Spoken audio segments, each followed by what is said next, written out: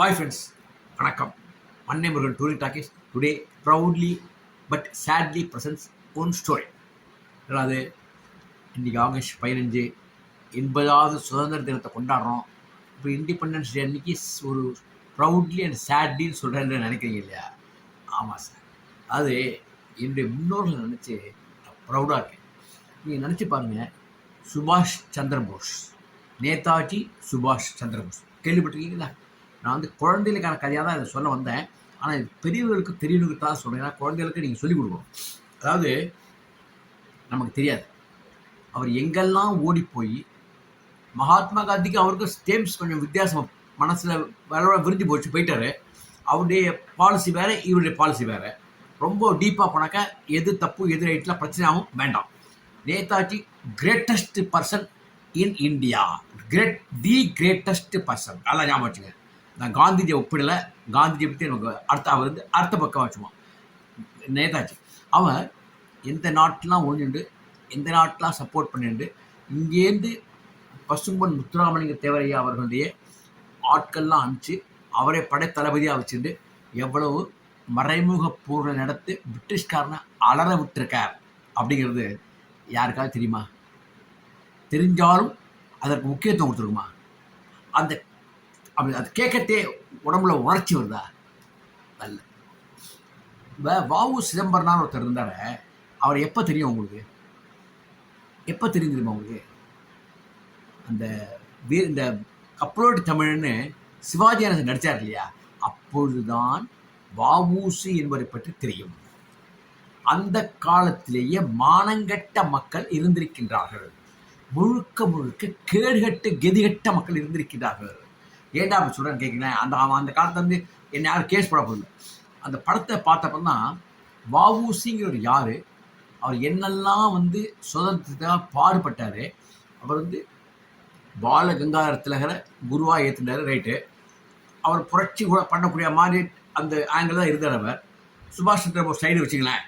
அவர் என்ன இயக்கங்களை நடத்தி கப்பலையே ஒன்று வாங்கி பிரிட்டிஷ்காரன் கண்ணிலேயே வரல ஆட்டி எந்த காலத்தில், அந்த காலத்துலேயே எவ்வளவு பெரிய கோடீஸ்வரன், எவ்வளோ பெரிய கோடீஸ்வரன், எத்தனை பேருக்கு சாப்பாடு சாப்பாடு சாப்பாடு.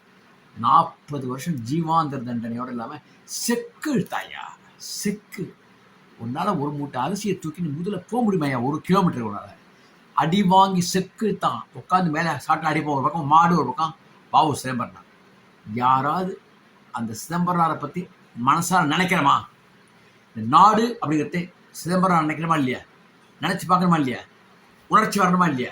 நாட்டு பற்று வரணுமா இல்லையா? வரவில்லை. வ.உ. சிதம்பரனாரை பற்றி வரவில்லை. வீரபாண்டிய கட்டபொம்மனை பற்றி வரவில்லை. கட்டபொம்மனை என்ன சொல்கிறாங்க? அதுக்கு ஒரு குதர்க்கமான ஒரு டீம் ஒன்று கிளம்பியிருக்கு. அவன் ஒரு கல்வன், ஒரு கொள்ளைக்காரன், அப்போ எட்டப்பன் நல்லவன் அப்படின்னு ஒரு குரூப் கிளம்பியிருக்கு. இப்படி தான் ஆராய்ச்சி போகிற வழியே கயத்தாரில் தூக்கு மாட்டி செத்தது யார்?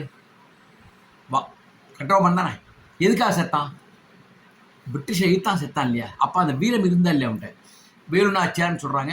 எனக்கு அந்த சரித்திரம் தெரியல, தெரியாத சொல்லக்கூடாது. நிறைய பேர் இருந்திருக்காங்க. மருது சகோதரர்கள்னு சொல்கிறாங்க, ரைட்.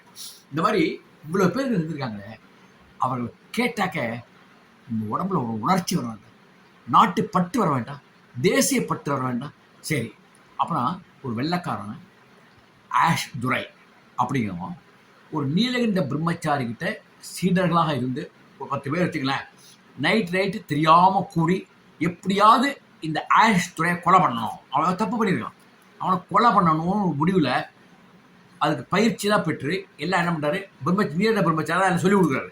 சொல்லிக் கொடுத்து யார் அவனை கொல்வது, இந்த வண்டியில் இந்த கம்பார்ட்மெண்ட்டில் இந்த ஃபர்ஸ்ட் கிளாஸில் வரான், யார் கொல்வது அப்படிங்கிறத முடிவு பண்ணுறதுக்கு கடைசியில் யார் வருது, யார் பேர் வருதுனாக்க வாஞ்சிநாதன். வாழ வேண்டிய பையன், அப்போ திருமணம் ஆகி போடுறது, வாழ வேண்டிய பருவம், இளம் பருவம். அப்போ அவன் பேர் இருந்தோட சந்தோஷமாக போய் அவன் சுட்டு கொள்கின்றான், தன்னையும் சுட்டு அங்கேயே இறந்து போடுறான். எப்படி என்ன தான் சுட்டுக்கலன்னாக்க காமிச்சு விடுற மாதிரி நிலைமையை ஏற்படுத்தப்படும். அப்போ நீலகண்ட பிரம்மச்சாரி மற்றவர்கள் மாற்றிடுவாங்க. அதனால தானே சுட்டு விடுறான். இந்த ஆஷ்துரையும் சுட்டு கொண்டு விடுகின்றான். என்ன சின்ன வயசு தெரியுமா அவனுக்கு? அதை வேடிக்கை என்னன்னா, ஒவ்வொரு சீட்லேயும் தம் பேரையே எழுதிட்டு இருக்கான்னா எந்த அளவுக்கு அவனுக்கு தேசப்பற்று இருந்திருக்க வேண்டும். யாருக்காவது பாரதியார் பாட்டு முழுசாக தெரியுமா? தெரியாது. ஓடி விளையாடு பாப்பா, ஓய்ந்திருக்கல் ஆகாது பாப்பா, கூடி விளையாடு பாப்பா, ஒரு குழந்தையை வையாதே பாப்பா.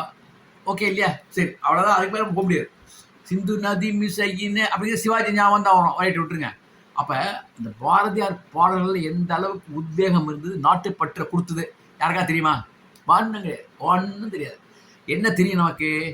ஒழிக, இவன் ஒழிக, இவன் ஒழிக, இவன் அழிக, ஒழிப்போம், அழிப்போம், கொள்வோம், வெட்டுவோம்.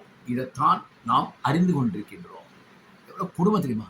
திருப்பூர் குமரன், குடிகாத்த குமரன் சொல்கிறாங்களே, கொடியை பிடிச்சுட்டே இறந்து போனாங்க, அவனை அடிச்சே கொன்னாங்க. அப்படின்னாக்க அவனுடைய தேசப்பற்று எந்த அளவுக்கு இருந்திருக்கு. அவன் பேரை சொன்னான், உனக்கு உணர்ச்சி வருவான்டா. வருதா? வரல. அவன் யாருமே தெரிஞ்சு மறந்து போச்சு. ஏன்னா பாடத்திட்டங்கள் அந்த மாதிரி இப்போ ஆக்கப்பட்டு விட்டன. அதான் வித்தியாசம். ரெண்டாவது, நான் படிக்கிற காலத்துலேருந்து இப்பயும் சொல்கிறேன், எப்படா சுதந்திர தினம் வரும், எப்போ குடியரசு தினம் வரும், எப்போ டீச்சர்ஸ் டே வரும் அப்படின்னு ஒரு ஆர்வம் இருக்கும். என்ன காரணம்னால் பப்பர்மெண்ட் திருவிழா. அதெல்லாம் சுதந்திர தினம் கிடையாது, ரிப்பப்ளிக் டே கிடையாது, ஆசிரியர் தினம்லாம் கிடையாது. அன்றைக்கி 2 வாத்தியார் 4 வாத்தியார் பேசுவார். பேச அப்புறம் சில பேர் பசங்க கை திட்டுவான், சில பேர் விஷம் பண்ணி உட்காந்துருவான், 8 போட்டுருவான், 7 போட்டுருவான், 9 போட்டுருப்பான். வாத்தியார் பயந்துட்டு பார்ப்பான். சில வாத்தியார் வந்து ஜாலியாக பேசுவார். எங்கள் ஸ்கூலில் வைத்தியநாத சுவாமி வாத்தியார் ரொம்ப சிரிப்பாக பேசுவார். அது மாதிரி பேசுவாங்க. அப்போ என்ன பண்ணுவாங்க, கடைசியில் 4 பப்பர் முட்டை சேப்பு, ஆரஞ்சு, அந்த ஆரஞ்சு கலர், மஞ்சள், லெமன், அந்த டேஸ்ட் கிடைக்கும். அதை ஜம்முன்னு சாப்பிட்டு எல்லாரும் வீட்டுக்கு வந்துடுவான். தேசப்பற்றை ஏற்படுத்தக்கூடிய பள்ளிகளும் அன்று தவறிவிட்டன. ஒருத்தர் கடமைக்காக செஞ்சாங்க வழி, யாருமே தேசப்பற்றையும் நாட்டுப்பற்ற மக்களுக்கு விதைக்கணும், மாணவர்கள் உள்ளத்தில் ஏற்றணும் அப்படின்னு யாருமே செய்தது கிடையாது. எல்லாமே ஃபார்மாலிட்டி. ஏன்னா அதெல்லாம் செஞ்சாதான் அந்த எய்டட் ஸ்கூல்ஸுக்கெல்லாம் வந்து பணம் கிடைக்கும். புரிஞ்சு உங்களுக்கு? அரசாங்க அப்போல்லாம் கவர்மெண்ட் ஸ்கூலுங்கிறது ரொம்ப கம்மியாக தான் இருக்கும் வச்சுங்களேன். அது வந்து ராம்கி அவஸ்தை போயிட்டு இருக்கும் வச்சுக்கோங்க. இதெல்லாம் பண்ணி தவறுனால என்னாச்சு, இன்னைக்கு எவனுக்குமே சுதந்திர தினத்தில் ஒரு பற்று இல்லை, ஒரு ஈர்ப்பு இல்லை. சும்மா ஹாப்பி இண்டிபெண்டன்ஸ் டே அப்படி போடுறாங்க வழிய உள்ளத்தார்ந்த நம்ம நாடு 80 வருஷம் ஆயிடுத்து, எந்த அளவுக்கு முன்னேறிருக்கோம் அப்படின்னு சொல்லக்கூடிய அளவுக்கு எவனுக்குமே உணர்ச்சிகள் இல்லை. காரணம், கெடுத்தவன் அரசியல்வாதி, நாட்டை குட்டிச்சவராக அயோக்கிய அரசியல்வாதிகள். ஏன்னால் இத்தனை 80 வருஷத்தில் இந்த நாடை எங்கேயோ கொண்டு போயிருக்கலாம். ஆனால் இந்த நாடு இன்னும் 40 ஆண்டுகள் பின்தங்கித்தான் போய்கொண்டிருக்கிறது என்றால் அதற்கு காரணம் கொள்ளைக்காரர்கள், வெள்ளைக்காரர்கள் அல்ல. அவர்கள் போய்விட்டார்கள். நம்மை ஆளும் கொள்ளைக்காரர்கள், ஆண்ட கொள்ளைக்காரர்கள். அது எல்லாரும் இப்போ என்ன அதுக்காக ஒன்று விஜய் சொல்கிறேன், தப்பாக நினச்சாதீங்க. பொதுவாக சொல்கிறேன், நாட்டையே மொத்தமாக சொல்கிறேன், தமிழ்நாட்டை நான் சொல்லலை. ஏன்னா நல்ல ரோடு கிடையாது, நல்ல பிளாட்ஃபார்ம் கிடையாது, புரிஞ்சவங்களுக்கு நல்ல தண்ணீர் வசதி கிடையாது. தண்ணிக்காக இன்னைக்கு சண்டை போடுவாங்களாம், தண்ணி கொடு, விவசாயம் பண்ணணும், தண்ணி. இப்பயும் சண்டை நடக்கிறது. ஏண்டா, ஒரு நாட்டில் தண்ணி, ஒரு ஸ்டேட்டுக்கு இவ்வளவு பயிருக்கு இவ்வளோ தண்ணி வேணும்னு ஒரு எஸ்டிமேட் கூட போட தெரியாது. அது தண்ணி உனக்கு இருக்கா, அது எங்கேருந்து வரணும் அப்படி தெரியாது உனக்கு. குளத்து மேலே வீடு கட்டுறேன், ஆறு மேலே வீடு கட்டுறேன், மண்ணை அள்ளி சுரண்டி கொண்டு போகிறேன், எப்படி தண்ணி வரும்? மக்களே புரிந்து கொள்ளும். நம்ம நாடு கெட்டு போனதுக்கு காரணம் அயோக்கிய அரசியல்வாதிகள். கொல்ல உறிஞ்சின்னு விட்டுருவோம். இதுதான் நடந்தது.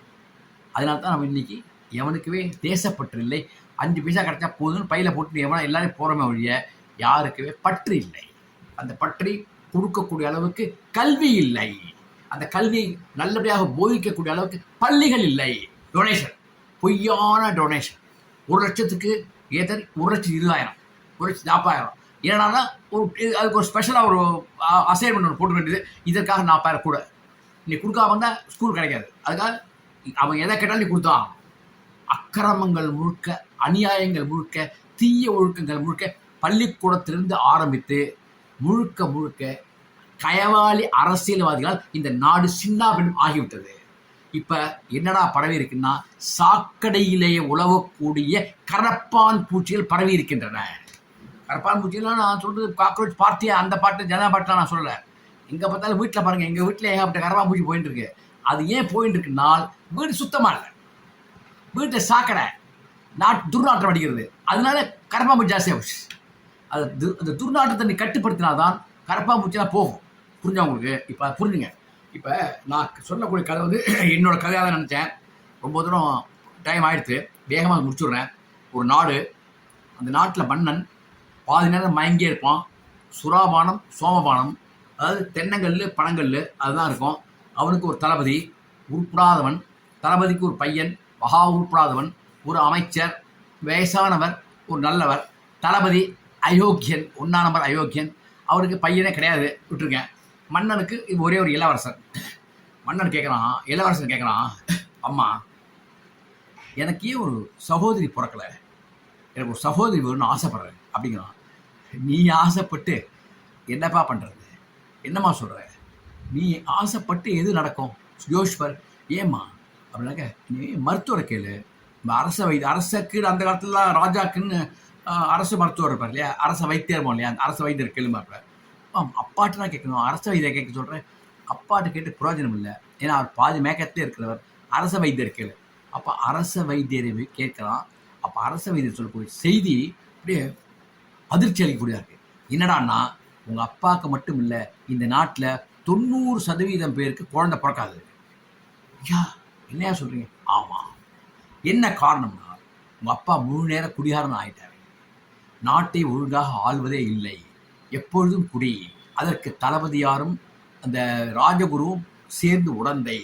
மூவருமே சேர்ந்து பணத்தை கொள்ளையவர் அடிக்கின்றார்கள். எப்படி சொல்கிறீங்க?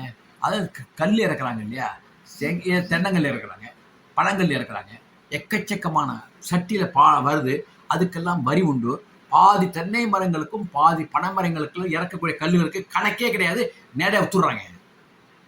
பாவிகளா, கஜானாக்கே போகிறது கிடையாது. விற்கிறது யாருனால, வாங்கிறது யாருன்னா மன்னரும் தளபதியும் ராஜகுருவும். ஐயோ, அரண்மனையிலே கொள்ளையா, மன்னரே கொள்ளையா, கணக்கில் சேர்க்காம கொள்ளையா? அப்போ அரண்மனை கஜானாக்க வருது, பாதிதான் வருகிறது. 1000 பொற்காசில் ஒரு நாளைக்கு வரவேன்னாக்க 500 பொற்காசில் வருகிறது. 500 பொற்காசில் இவர்கள் சுற்றி கொண்டு விடுவார்கள். ஆஹா, விடக்கூடாதே, ரொம்ப தவறாச்சே. இது அமைச்சர் சொல்லலையா? அப்படிங்கிற அமைச்சர் ஒன்றுமே சொல்லலை. அமைச்சர் கேளு, வயசானவர், அவருக்கு மட்டும்தான் தெரியும். அவருக்கு ஒரு மகன் இருக்கின்றான், அவனும் புத்திசாலி, ஒன்றை மாதிரி புத்திசாலி. நீ அவனை கேளு. உங்கள் அப்பாவுக்கு இனிமேல் குழந்தை பிறக்காது, நிறைய பேர் பிறக்காது. ஏனென்றால் சுறாபானமும் சோபபானமும் குடித்து குடித்து குடித்து குடித்து ரத்தம் முழுக்க போதையிலேயே சுற்றி கொண்டிருக்கின்ற, ரத்த ஓட்டம் ஓடிக்கொண்டிருக்கின்ற காரணத்தால் அது வீரியமற்று படுத்து விட்டது, மயக்கத்தில் கிடக்கின்றது. அது எழுப்ப முடியாது. ஓஹோ, செல்லை எழுப்ப முடியாது, எழுப்ப முடியாது. அப்போ என்ன பண்ணாங்க? நீ ஒரு புரட்சிய அரண்மனையிலேருந்து ஆரம்பி. அரண்மனையிலேருந்து புரட்சியை ஆரம்பிக்கணும்னு சொல்கிறீங்களா வைத்தியரே? உங்கள்கிட்ட வைத்தியத்தை கேட்டால் நீங்கள் புரட்சியை சொல்கிறீங்க. வழி கிடையாது. இதற்கான மற்ற விஷயம் நான் பேசக்கூடாது. நீ போய் உங்கள் அமைச்சர் பார்த்துடும் அப்படின்ட்டு நேரம் அமைச்சர் பார்த்து போடுறான். அமைச்சர் சொல்கிறான். அமைச்சர் ரொம்ப வருத்தப்படுறார். நாடு சரியில்லைப்பா, எங்கே பார்த்தாலும் தென்னை மரமாக இருக்குது, எங்கே பார்த்தாலும் பனை மரமாக இருக்குது. ஒவ்வொரு மரத்துலையும் பானை கட்டி தொங்க விட்றாங்க. சாயங்காலம் 6 மணிக்கு ஆச்சுன்னா எப்படியோ பானையை இறக்கி கல்லை குடிச்சுடுறாங்க. இங்கே ஃப்ரெஷ்ஷாக சரக்கு கல் வந்துட்டே இருக்குது. மன்னருக்கு ஊற்றி குடிச்சுட்டே இருக்காங்க. தளபதி கேட்கவே வேண்டாம், ராஜகுரு கேட்கவே வேண்டாம். போருக்கான எந்த விதமான ஆபத்து இல்லாதால யாருக்கும் எதுவும் கேட்கறது கிடையாது. அதை தவிர இவர்கள் இப்படி இருக்கின்ற காரணத்தால் கஜானாதியர்கள் கொள்ளையடிக்கின்றார்கள். அப்படியா? ஆமாம், கணக்கில் பணம் பாதி தான் வருது. அதை பாதியிலையும் பாதியாக அவங்க அடிச்சு விடுறாங்க. தட்டி கேட்கின்ற அரசு வீரர்கள் இருக்காங்க இல்லையா, வீரர்களுக்கு பணத்தை கையூட்டாக கொடுத்துக்கிட்டார்கள். அப்போ வீரர்களுக்கு சந்தோஷம் தாங்கலை. எல்லா வீரர்களும் கையூட்டு வாங்கின்ற காரணத்தினால யாரும் சட்டத்தையும் ஒழுங்கையும் பாதுகாப்பதே இல்லை. பாவிகளா, நாடாடா இது, சுடுகாடுடா, அப்படித்தான் ஆகப் போகிறது. அமைச்சரே, நீங்க என்ன சொல்றீங்க? கவலையா இருக்கேன். முதல்ல நம்ம நாட்டுடைய புரிஞ்சுக்கோ, மக்கள் தொகை 5 லட்சம். இப்போ அது 3 லட்சமாக குறைந்து விட்டது. 60 வயசுக்கு மேலே நம்ம நாட்டில் யாரும் தாண்டினது கிடையாது. 60 வயசுக்கு மேலே இருந்தால் ஆச்சரியம். இப்போ 50லேருந்து 60 வயசுக்குள்ளே இருக்கக்கூடிய 50,000 பேர் அடுத்த மாதம் செத்து போடுவான். ஐயோ, எதுனால செத்து போடுவாங்க? ஒரு சின்ன கட்டரம்பு காதுகளை போச்சுன்னா செத்து போடுவான். சுள்ளரம்பு போச்சுன்னா ஐயோ ஐயோ ஐயோ ஐயோ காதில் மண்ணெண்ணெய் ஊற்றிவான். ஊற்றிட்டு நெருப்பை வச்சுருவான். ஐயோ, அவன் தெரியாது குடி, அவன் போயிடுவான். அப்புறம் பாதி பேர் பேதியில் போயிடுவார்கள், பாதி பேர் அம்மையில் போய்விடுவார்கள். அப்போ கொசு, பூச்சிகள் ஏகப்பட்டது. ஒண்ணும் செய்ய முடியாது. ஏன் அதுக்கெல்லாம் அது நிவர்த்தி பண்ண முடியாதா? பண்ணுவதற்கு வசதி கிடையாது. அதற்கான பொருட்களை வாங்கி அங்கங்க பூச்சி மருந்து அடிக்கிறனாக்க சார் பணம் ஆகும் இல்லையா? எங்க பூச்சி மருந்து எங்க வாங்குறது? ஏன் கிடைக்காதா? பக்கத்து நாட்டுல நெறைய கிடைக்கிறது. அது அவன் பணம் குடுக்கணுமா இல்லையா? நம்ம தயாரிக்க முடியாதா? நம்ம தயாரிப்பதற்கு அதுக்கு இயந்திரங்கள்லாம் வேணும் இல்லையா? அது நம்மள்ட்ட காசு கிடையாது. 2வது மக்கள்லாம் உழைக்க தயாரா இல்லையே. ஓ! அப்ப என்னதான் வழிங்கிறீங்க? இந்த வா ஒரு வழி சொல்றேன், நீ கேட்கறியா? கேளு. நீ என் மகன் ஆயிஷுக்கு ஒரு ஒரு 2 பேரும் சேர்ந்து, நான் தனியா சொல்ல முடியாது. 2 பேரும் சேர்ந்துங்க. டிஸ்கஸ் பண்ணுங்க. ஒரு முடிவை செய்யுங்க. சரி, நாளைக்கு அமாவாசை. நல்ல நாள். வளர்பிறை. நாடு வளரட்டும். மக்கள் தொகை பெருகட்டும். அந்த சீரழிவு அழியட்டும். அந்த கொள்ளையும் கொலையும் அந்த லஞ்சமும் லாவண்யமும் அழியட்டும் அப்படின்னு சொன்னப்பறம் நமஸ்காரத்தை பண்ணிடலாம். இளவரசர் பையன் ஆயிடுச்சுக்கலாம். ஒரு மரத்தில் அமர்ந்து கொண்டு இருவரும் யோசிக்கின்றார்கள். உடனே என்ன பண்ணுறாங்க, குதிரையில் போகிறாங்க. பக்கத்து நாட்டு மன்னரையே நேரம் பார்க்குறாங்க. மன்னர் விஷயத்தை சொல்கிறாங்க. அது நல்ல நாடு, அது நல்ல நாடு. அந்த நல்ல நாட்டில் யாருக்கும் கல் இறக்கிறதுக்கோ சரக்கு எந்த பனைமரத்துலேருந்து சரி தென்னை மரத்துலேருந்து சரி சுறாபானம் சோபானம் எதுவும் கிடையாது. சாப்பிட்டாக்க 6 மாதம் தண்டனை கட்டி விட்ருவோம், அடிச்சுடுவோம். அப்போ யாரும் பயந்து குடிக்கிறது கிடையாது. எல்லாரும் உழைக்கணும். 20 வயசு ஆச்சுனாக்கா அவன் விவசாயத்தை இறங்கி வேலை செஞ்சாகணும். எவனா ரோட்டில் திரும்பினான்னா அவனை பிடிச்சி வீழ்த்துன்னு வருவாங்க. எப்படி இந்த குதிரையை வீரம் போயிட்டு இருப்பான், காலில் கயத்தை கட்டுருவான், சரணை இழுத்துருவோம், தரையில் மண்ணில் ஐயோ ஐயோ ஐயோ இழுத்துட்டே போவான். முதுகு காயெல்லாம் உடனே காயப்படும். அப்போ அதை பார்ப்போம் இல்லை, இன்னும் 4 பேர் பசங்க பார்ப்பாங்க இல்லையா? பயந்து நின்றுவோம், விவசாயத்தில் இறங்கிடுவோம். அப்போ மணி 8 ஆகும், நைட் 8 ஆகும், நைட் இறங்கிடுவோம். எதுக்கு சொல்கிறேன்னா, அந்த அளவுக்கு அந்த நாடு திறமை மிக்க நாடாக இருந்தது. திறமை மிக்கவன் ஆண்டான். அங்கேதான் ஆள்றவனை பொறுத்து தான் நாடு இருக்கு, நாட்டு மக்கள் இருக்காங்க. யதா ராஜா ததா பிரஜா அப்படின்னு சொல்றாங்க இல்லையா? மன்னன் எப்படியோ ராஜா மக்கள் அப்படி. சரி, மன்னன் திருடனா இருந்தா மக்கள் இருக்கிறவன் திருடுவான். நான் ஒன்று சொல்றேன் உங்களுக்கு, உண்மையை சொல்லிடுறேன். 1974 மயிலாப்பூர் ரிஜிஸ்டர் ஆஃபீஸ். உண்மையை சொல்லிடுறேன். இப்போ என்ன ஜெயிலில் போட்டுருக்கேன், ஏன்னா அவங்க செத்து போயிருப்பாங்க, பிரச்சனை கிடையாது. அப்போ ஒரு ரிஜிஸ்ட்ரேஷன் நடக்கிறது. எங்கள் கம்பெனிக்காக இல்லை, எங்கள் கம்பெனி ஓனருக்காக ஏதோ ரிஜிஸ்ட்ரேஷன். என்கிட்ட சொல்கிறார், நீ போய் அந்த டாக்குமெண்ட்ஸ் வாங்கிட்டு வா அப்படின்னார். எப்படி சார் வாங்குறதுன்னு ஒருத்தர் உட்காந்துருப்பார். முதல்ல டேபிளில் உட்காந்துருப்பார். அவர் ஒரு ஐயர், அவரை உட்காந்துச்சிட்டாங்க. உட்காந்துட்டு அவர் அவர்கிட்ட இந்த காசை கொடுன்னு 50 ரூபா. அப்போ 50 ரூபா அப்போ பெரிய அமௌண்ட் இல்லையா, கொடு அப்படின்னு சொல்லிட்டு, எப்படி சார் கொடுக்கலாம், நேரில் கொடுக்கலாம், தப்பு இல்லையா சார், என் பயம் கொடுறா, அவனே கேட்டு வாங்கி பண்ண போடா அப்படின்னு சொல்லிட்டு போகிறான். அப்போ 22 வயசாக இருந்தது எனக்கு. நான் நேராக போகிறேன். போட்ட உட்காந்துருக்கார். இந்த மாதிரி இவர் அனுப்பிச்சாரு டாக்குமெண்ட்ஸு. ஆமாம் அப்படின்ட்டு கையை எப்படின்றாரு, கையை நீட்டி டேபிள் அடியில் கையை வச்சாரு. அப்பெல்லாம் அண்டர் தி டேபிள் அப்படின்னு சொல்லி லஞ்சமே வாங்குவாங்க. நான் அண்டர் தி டேபிள் 50 ரூபா அந்த காலத்தில் 74 கொடுத்தேன். இப்போ நான் ஜெயிலுக்கு போக தயாராக இருக்கின்றேன். அது யாரும் தெரியாது, வாங்கினா செதுப்பிட்டான். ஐயர் குடும்பம் இருந்தான், செதுப்பிட்டான். யார் ரிஜிஸ்டாரும் தெரியாது, யார் மக்களும் தெரியாது. அந்த கச்சேரி ஆஃபீஸ் இருந்தது, அதையும் சொல்லிடுறேன். இதுதான் அப்போ 74லேருந்து அந்த நிலைமை ஆரம்பிச்சிச்சு. ஊழல் ஊழல் ஊழல், அன்பளிப்பு, லஞ்சம், லாவண்யம், ஐயோ. அதே மாதிரி சரக்கும் நம்ம நாட்டில் ஜாஸ்தியாக போச்சு. நான் நம்ம நாட்டை விட்டுருங்க. அப்போ அவன் என்ன பண்ணிட்டான், அந்த நாட்டு மன்னர்கிட்ட ஒரு பேச்சு பேசிட்டான். மன்னர் கையெடுத்து தம்சா கமிச்சர் கேரியான் அப்படின்ட்டார். அவ்வளோதான். நேரம் வந்தாங்க 2 பேரும். அந்த தளபதியையும் தளபதி மகனையும் அழைத்தார்கள். அழைச்சிட்டு, நீ வாங்க தளபதி, வாங்க, உங்களை மாதிரி தளபதி பக்கத்து நாட்டில் இருக்கார், தெரியுமா, எனக்கு அழகான மகள் இருக்கின்றார். அப்படியா, உங்களுக்கு தெரியுமா? ஆம் தெரியும். பார்த்துருக்கீங்களோ? இல்லை, விட்டு பார்த்துருக்கேன். அந்த மகளுக்கு தளபதியார் ஒரு நல்ல பையனை பார்க்குறாரு. உங்கள் பையனை நீங்கள் கொடுக்கலாமே. கொடுக்கலாமே அப்படின்ட்டு. நான் என்ன சொல்கிறேன், அவருக்கு அர்ஜென்ட்டாக மன்னருக்கு பணம் வேணுமா? அப்போ தான் எனக்கு அவரை சந்திக்கக்கூடிய வாய்ப்பு கிடைச்சது. ஓ, அவர்களுக்கே பணம் வேணுமா? ஓஹோ, சரி, என்ன பண்ணணும், உங்கள் மகன்கிட்ட ஒரு 10,000 பொற்காசு நான் கொடுக்குறேன். 10,000 பொற்காசு? ஆமாம். நீங்கள் குதிரை ஏறி உட்காந்துங்க. சரி, 2 கஜானா அதிகாரி இருக்காங்க இல்லையா? ஆமாம், 2 பேரும் தான் இருக்கான். ஆளுக்கு 5,000 கொடுக்குறேன். அவங்களே 2 குதிரையில் உட்காந்து வச்சுருவோம். அவங்க அழைச்சிட்டு நீங்கள் போங்க.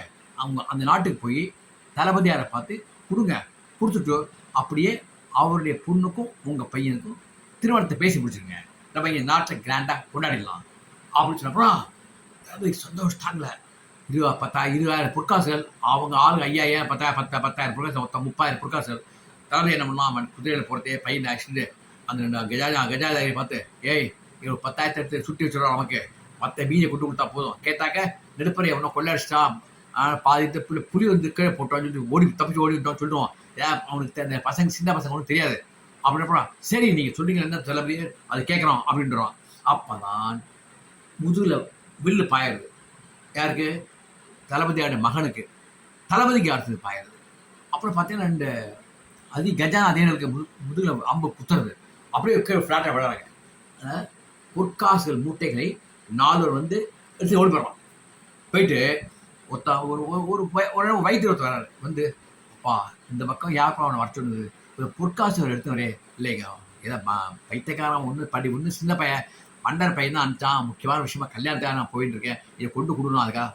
நல்லதுதான் 10 போடுறேன்னு சொல்லிட்டு நல்லா 4 பேருக்கும் உடனடி அந்த சும்மா அந்த வில்லுக்கு வந்து பவர் 5 நிமிஷம் தான் இருக்கும், அவ்வளோதான் இருக்கும். அப்புறம் சரியாப்படுது.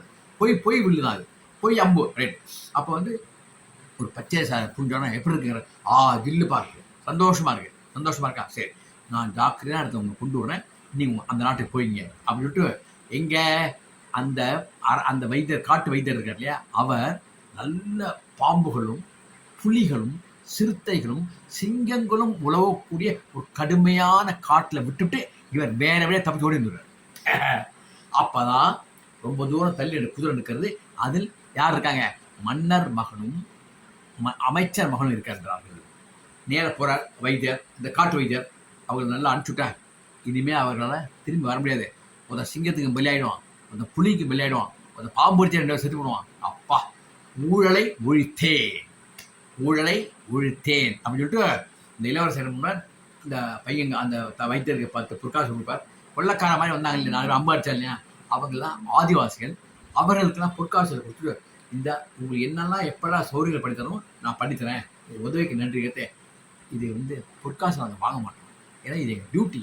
நாடு அழிஞ்சு போட்டு அதை நாங்கள் பார்த்துட்டு இருந்தோம்னாக்க நாங்களும் அழிஞ்சு போடுவோம்.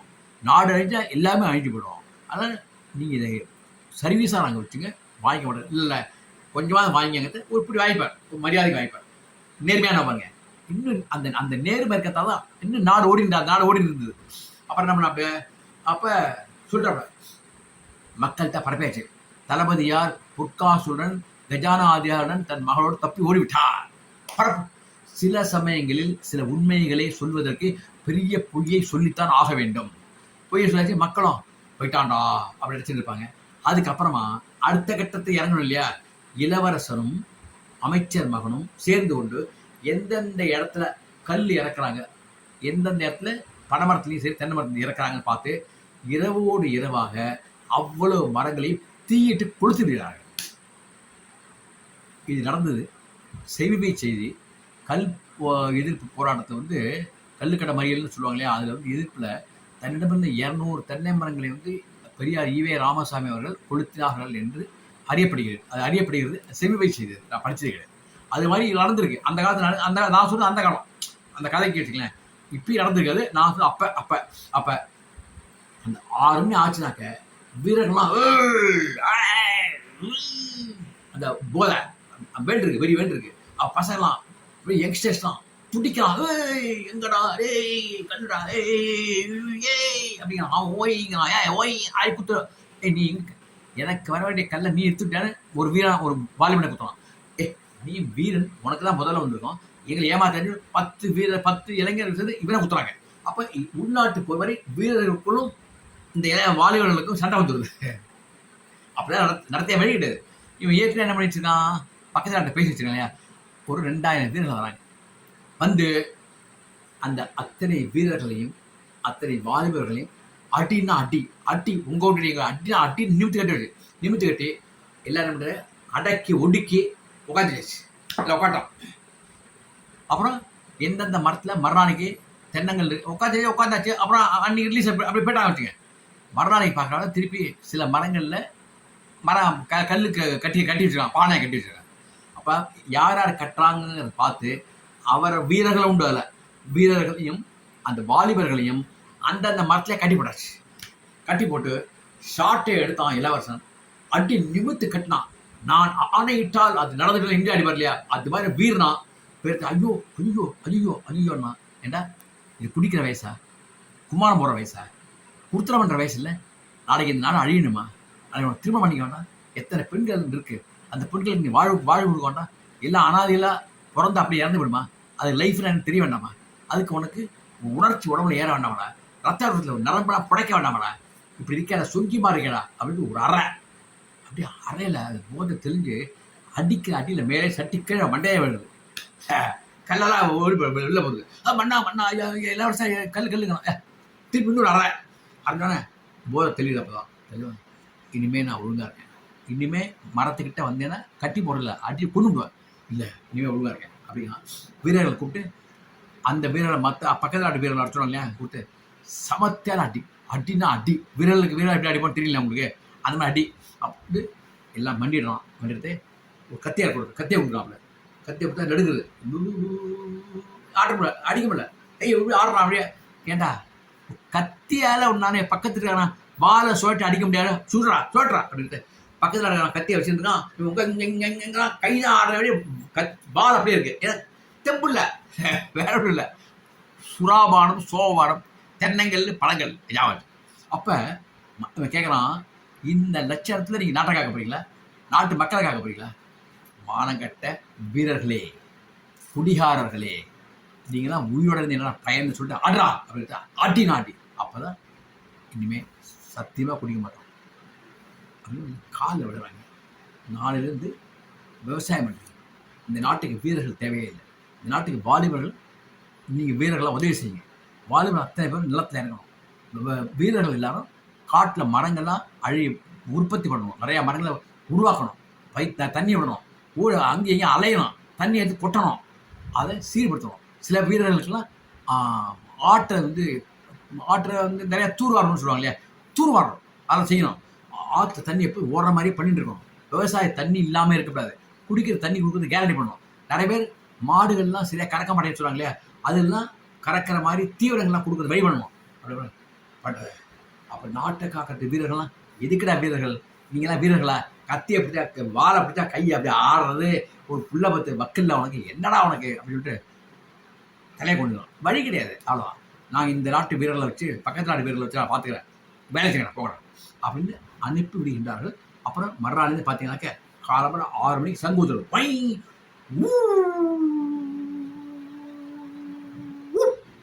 அப்படின்னாக்க எல்லா வாழும் ஓடுறான். நேரத்துக்கு ஓடே ஆகலாம். போய் அப்பா மொழியோ என்ன பெரியவங்க என்ன சொல்கிறாங்களோ அவ்வளவையும் செய்தாக வேண்டும். உற்பத்தியை பெருக்கியாக வேண்டும். வீரர்கள்லாம் காட்டுக்கு ஓடுறான், எங்கெங்கே மரம் இல்லாமல் இருக்கு, எங்கெங்கே நடனம் அப்படி பார்த்து கன்றுகள்லாம் வாங்கி ஊன்றான். தண்ணி எங்கே இருக்கு பாரு, தண்ணி எடுத்து ஊற்றுறான். அப்புறம் தூர்வாரத்துக்கு ஒரு குரூப் இருக்குது, தூர்வாரலாம். குளங்கள்லாம் தூர்வாரப்படுகிறது, ஆறு தூர்வாரப்படுகிறது, மரக்கன்றுகள் நடப்பட்டு மரங்கள் வளர்க்கப்படுகின்றன, விவசாயம் செழிப்பாக ஆக்கப்படுகின்றது, மாடுகள்லாம் நிறைய பாலை உற்பத்தி செய்கின்றது, மக்களுக்கு சந்தோஷமான சந்தோஷம், கஜானாவில் பணம் நிரம்பிக்கொண்டே இருக்கின்றது. அப்போ மன்னர் என்ன ஆச்சுன்னு ஒரு பிரச்சனை வரும் இல்லையா, மன்னரை சீரியஸாக இருக்கிறார் என்று சொல்லி படுக்க போட்டுவிட்டு அவரை கட்டிலோட காலையும் கையை கட்டி போட்டான். நீ இருந்து புரோஜனோட சாப்பாடு கிடைக்கும் சமயத்தை கையால் அவுத்து விட்றேன் படு அப்படின்ட்டான். தெரியாமச்சா. இப்போ தளபதி போயிட்டா, ராஜூர் இருக்கார் இல்லையா, ராஜூர் பார்க்குறாரு, ஏய் மன்னருடைய மகனே இங்கே வாடா அப்படின்னார்.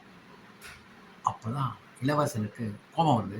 ஏயா நாட்டை வழிநடத்தி ஆலோசனை சொல்ல வேண்டிய நீ சதிகாரனாக மாறி சூழ்ச்சிக்காரனாகி தளபதியோடு சேர்ந்து கொட்டமடித்து மன்னரையும் மயக்கத்தில் ஆழ்த்தி மக்களை வாட்டி வதைக்க செய்து இளைஞர்களை எதிர்காலமே இல்லாமல் சுடுகாடாக ஆக்கிவிட்ட தீய கொடுமையான நீ, உனக்கு கடுமையான தண்டனை அப்படின்னு சொல்லிட்டு கைதுலாம் வருது. பார்த்தாக்க ஒரு பாம்பாட்டி நல்ல நல்ல ராஜனாகம் 10 அடி சுற்றி வர அந்த ஆள் முடியாது. அச்சோ என்ன ஐயோ உன பிள்ளைகிட்ட குட்டிக்கிறேல்ல, வா அம்மா கூப்பிட வீட்டு அம்மாவை, அம்மா இவருக்கு என்னம்மா பண்ணுறது, ஐயோ இந்த ஆளுக்கு ராஜனாகலாம் போகிறாங்க, இந்த ஆள் அதோட விஷம் வாங்கிடுவாங்க. அப்படியாம்மா, அப்போ நீங்கள் சம்மதிச்சிட்டீங்க, கவலைப்படாதீங்க, இந்த ஆள் வழிபடிங்களா, நீங்கள் போங்கம்மா. இந்த ஆள் இருந்து ஒன்று தான், இல்லாமல் இருந்தாலும் ஒன்று தான், இந்த ஆளால் ஒரு புயல் கிடையாது. இந்த ஆளுக்கு மண்டையிலையும் வேலை செய்யாது, இடுப்புக்கு கீழே ஒன்றும் வேலை செய்யாது. நீ என்ன பண்ணீங்கன்னா அது போயிடுவது. அப்போ பாம்பை 12 அடி அகலமுள்ள நீளமுள்ள பாம்பை தலையிலேருந்து சுற்றி கரெக்டாக மூஞ்சிக்கு நேர அந்த பாம்புடைய மூஞ்சி வச்சுருக்காப்புல. தளபதி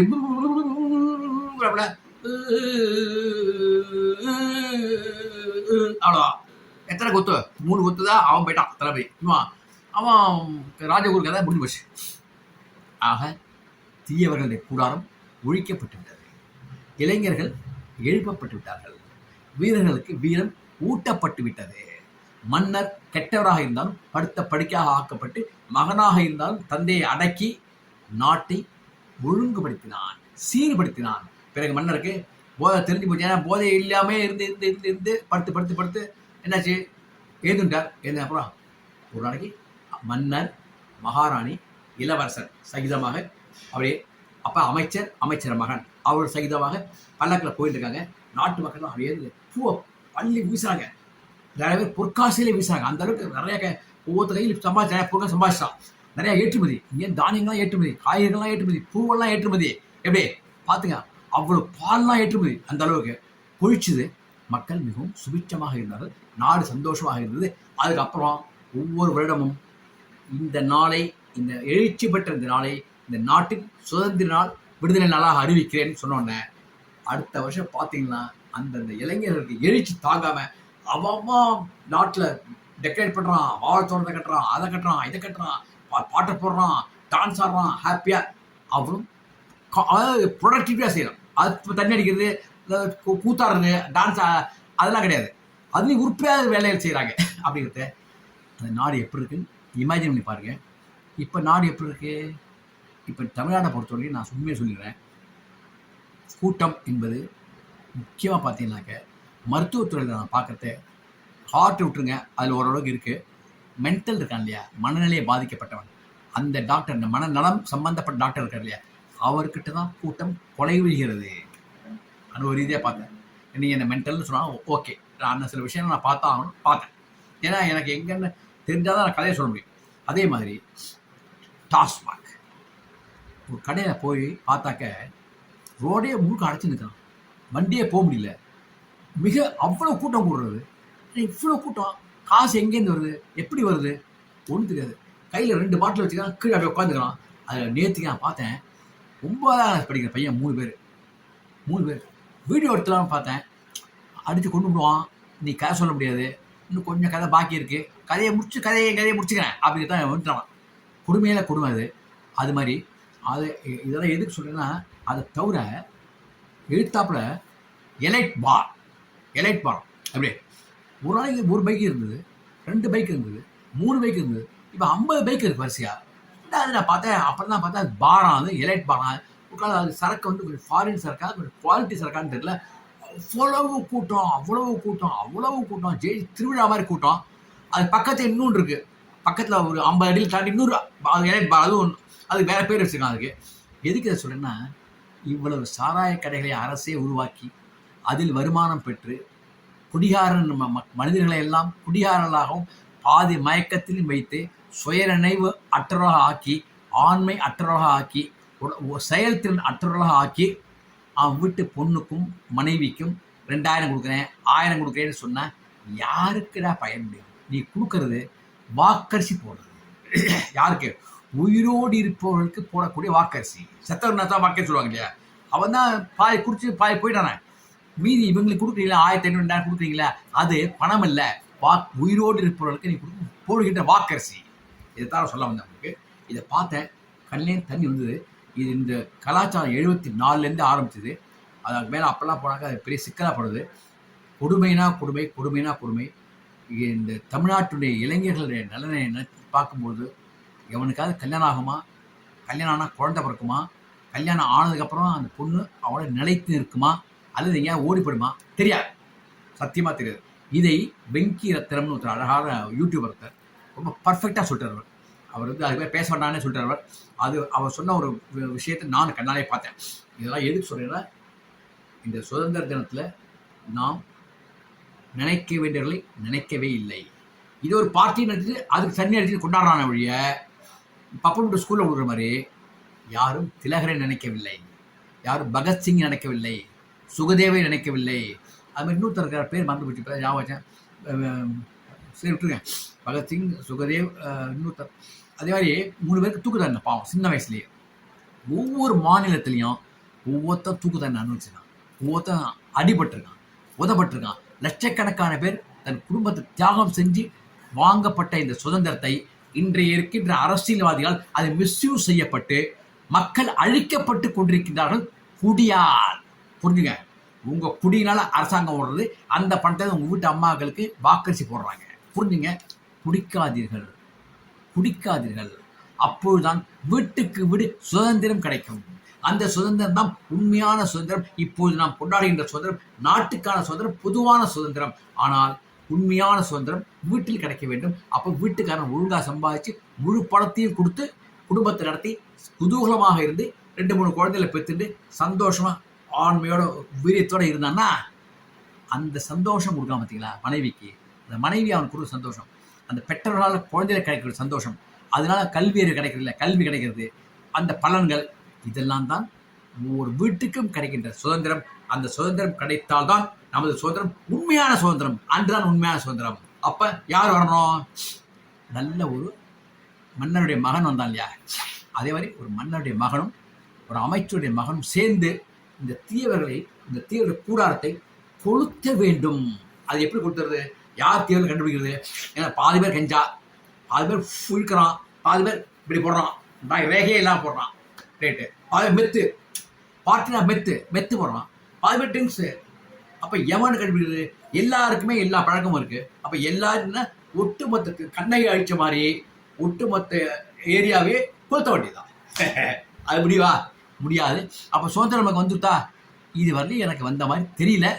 ஆனாலும் நான் நம்ம தாய் திருநாட்டினுடைய 80வது ஆண்டு சுதந்திர தின விழாவுக்காக எனது மனமார்ந்த வாழ்த்துக்களையும் அனைவருக்கும் தெரிவித்துக் கொள்கிறேன். Happy independence day to everyone. Okay, bye bye.